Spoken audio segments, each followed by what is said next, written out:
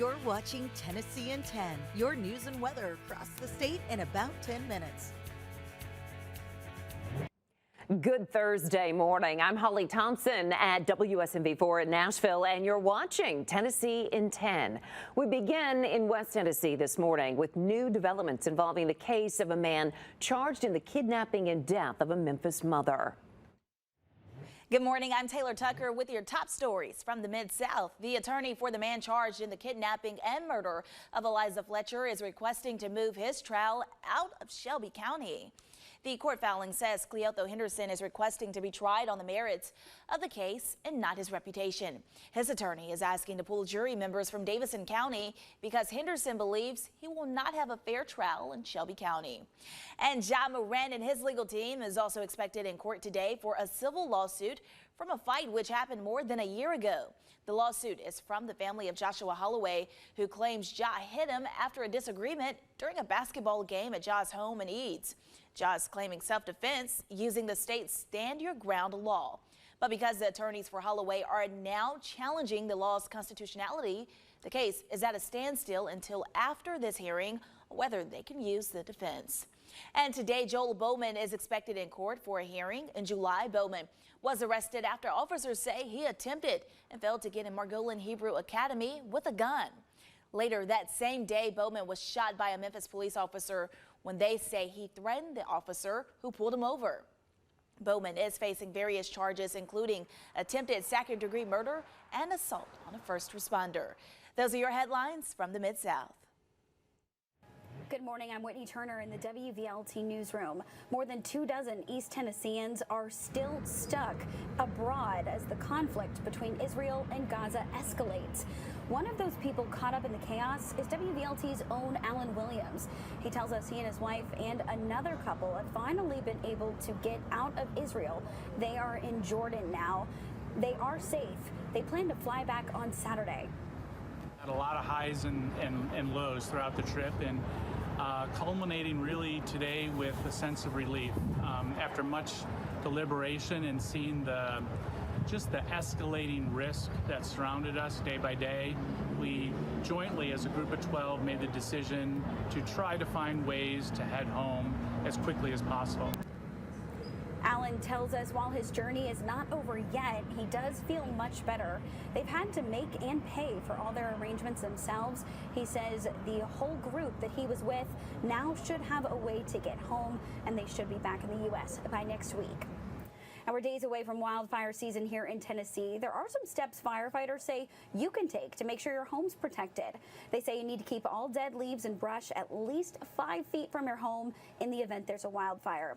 Pigeon Forge Fire Chief Tony Watson said during the 2016 wildfires, embers were blowing miles away, starting new fires, and moving these materials away from your home will help protect it in case a wildfire breaks out.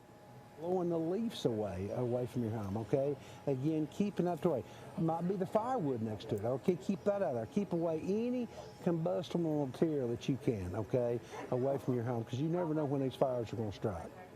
Firefighters say evacuations can happen quickly, so you need a go-to kit with everything you may need should you be forced to leave. And a Knoxville man is using his love for collecting vintage Vols apparel to give the pieces a second life.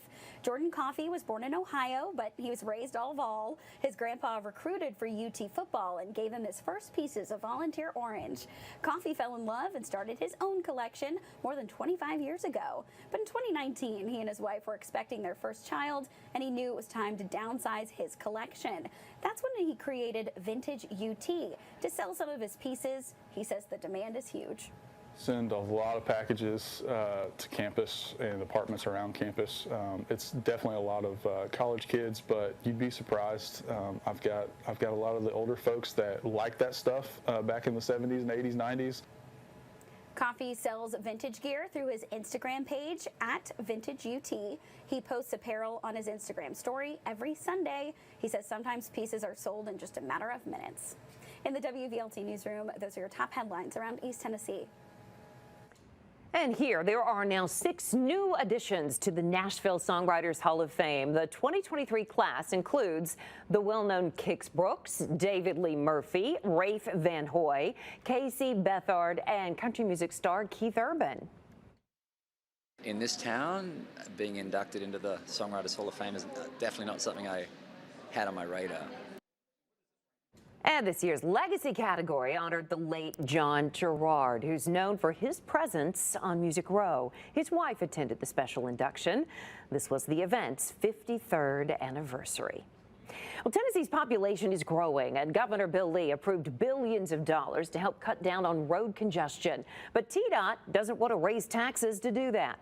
The agency wants choice lanes, but federal law prevents the state from putting a toll on existing lanes. So new ones would have to be added. Well, now TDOT is looking at public partnerships to get a backlog of projects done. That would cost $26 billion. The plan is expected to be presented to the state legislature coming up in December. A state lawmaker is pushing for a bill to improve math scores in schools. Republican Scott Sapicki says his proposal is different than Tennessee's third grade retention law that went into effect this last school year. His plan would not hold students back if they scored under the benchmark on the math test. It would instead require summer school or tutoring for K-8 students who score poorly on the math portion of the TCAP. Well, not all parents think testing is the best idea.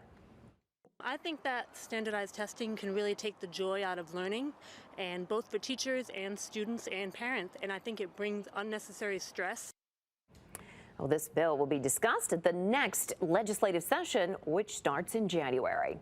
Well, temperatures are going for a ride. Highs in the 80s today before they come crashing down this weekend. We're checking in with meteorologist Stefano DiPietro with your weather from all over the state. Stefano. And it does look like just a big temperature swing. I mean, a 20-degree swing in some spots between what we'll see today and what we'll have by the time we get to the end of our weekend. Temperatures 70s and lower 80s today. A good mix of clouds and sunshine. 82 Nashville, Knoxville 79, Chattanooga 78, 78 Jackson, Memphis at 77. The sky will stay clear tonight. It's a cool start tomorrow, but not terrible. 50s and 60s to start off our Friday. Maybe a little patchy fog. More cloud cover builds in as we go through our Friday afternoon. Could be an isolated rain shower to toss into the mix. Temperatures are still mostly in the 70s to right around that 80 mark. Friday night into early on Saturday. A couple of showers will mix into the state, but nothing overly exciting. It's not going to help with the dry conditions that we've been seeing. And then behind all of that, the colder air gets yanked down from our north, and that's what brings in some very chilly weather. Temperatures will be back in the 50s and 60s with overnight lows in the 40s, maybe even the 30s again, Holly. All right, Stefano, thanks for watching Tennessee in 10 for your latest headlines and weather from around the state. You're watching Tennessee in 10, your news and weather across the state in about 10 minutes.